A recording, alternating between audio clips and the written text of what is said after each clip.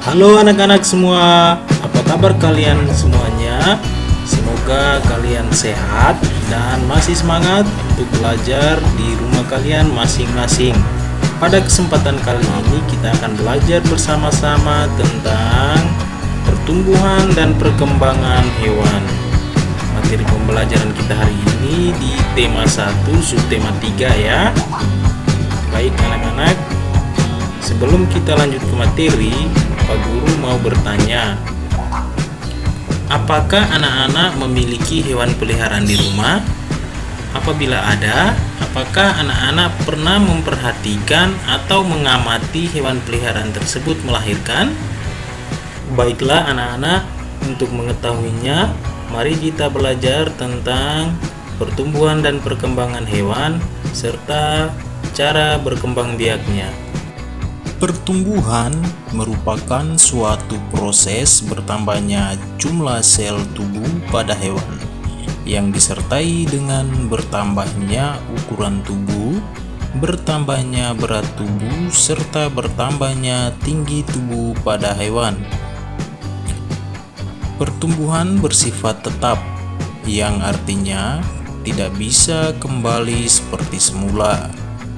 Setiap makhluk hidup pasti mengalami pertumbuhan dan perkembangan, termasuk hewan. Hewan mengalami pertumbuhan dan perkembangan berbeda-beda, tergantung faktor yang mempengaruhinya.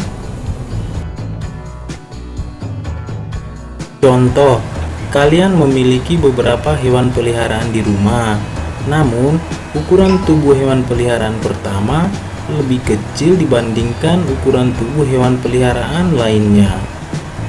Itu terjadi karena adanya faktor yang mempengaruhi pertumbuhan dan perkembangan hewan peliharaan tersebut.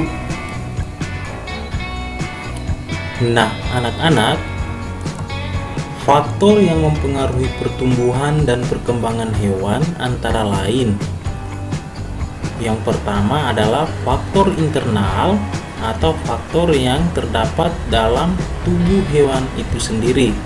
Yang pertama, genetik dari induknya dan hormon dalam tubuh hewan.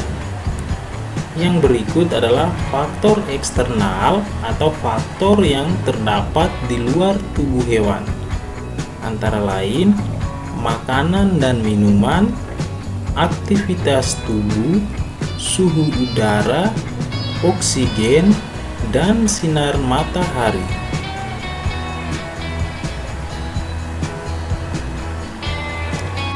Selanjutnya, kita akan membahas tentang bagaimana cara hewan berkembang biak. Hewan berkembang biak dengan cara bertelur atau disebut dengan ovipar. Contohnya, ayam, burung, bebek, ikan, katak, penyu, dan lain-lain. Yang berikut adalah dengan cara melahirkan atau vivipar. Contoh hewannya adalah kucing, sapi, kambing, anjing, kuda, dan lain-lain. Cara berkembang biak hewan berikutnya adalah dengan melahirkan dan bertelur atau disebut dengan ovovivipar. Hewan tersebut bertelur, tetapi telurnya menetas di dalam tubuh induknya.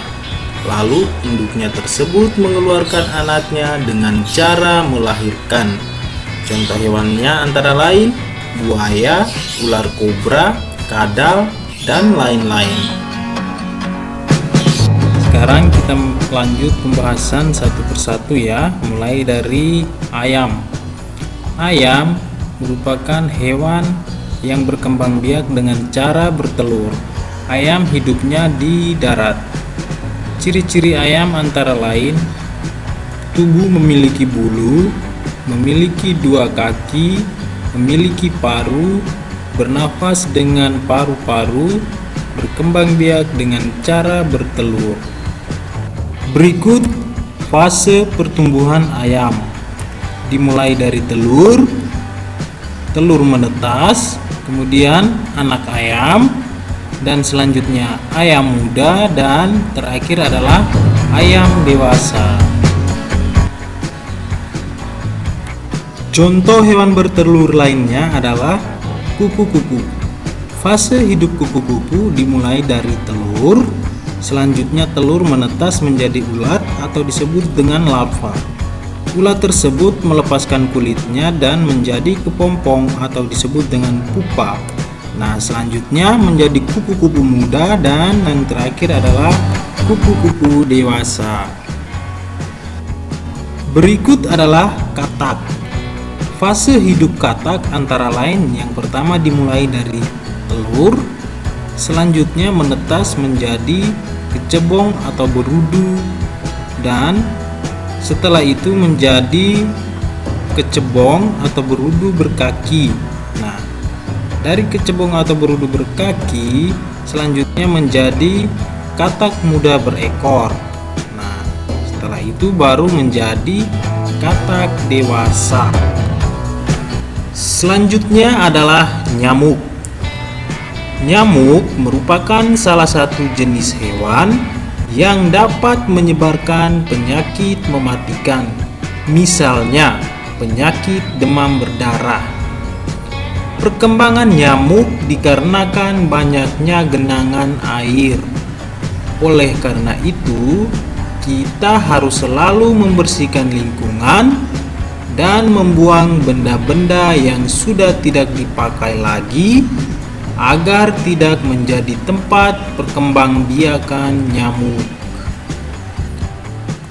Fase hidup nyamuk yaitu dimulai dari telur, setelah itu menetas menjadi jentik-jentik. Nah, lalu kemudian menjadi pupa dan terakhir adalah menjadi nyamuk dewasa yang dapat menyebarkan penyakit mematikan seperti demam berdarah. Berikut adalah contoh hewan yang berkembang biak dengan cara melahirkan, yaitu kucing. Fase hidup kucing dimulai dari anak kucing, kemudian menjadi kucing muda, dan yang terakhir menjadi kucing dewasa. Anak-anak, apakah kalian pernah melihat burung? Ternyata lambang negara kita menyerupai burung. Lambang negara kita adalah burung Garuda. Nah, berikut adalah gambar burung Garuda, dan pada bagian dada burung Garuda terdapat gambar lambang sila-sila Pancasila. Lambang sila kedua Pancasila adalah rantai. Bunyi sila kedua Pancasila adalah kemanusiaan yang adil dan beradab. Berikut penjelasannya. Lambang sila kedua terdiri dari mata rantai yang berbentuk segi empat yang melambangkan laki-laki dan mata rantai berbentuk lingkaran yang melambangkan perempuan. Mata rantai yang saling berkait melambangkan satu sama lain perlu bersatu karena saling membutuhkan sehingga menjadi kuat seperti rantai.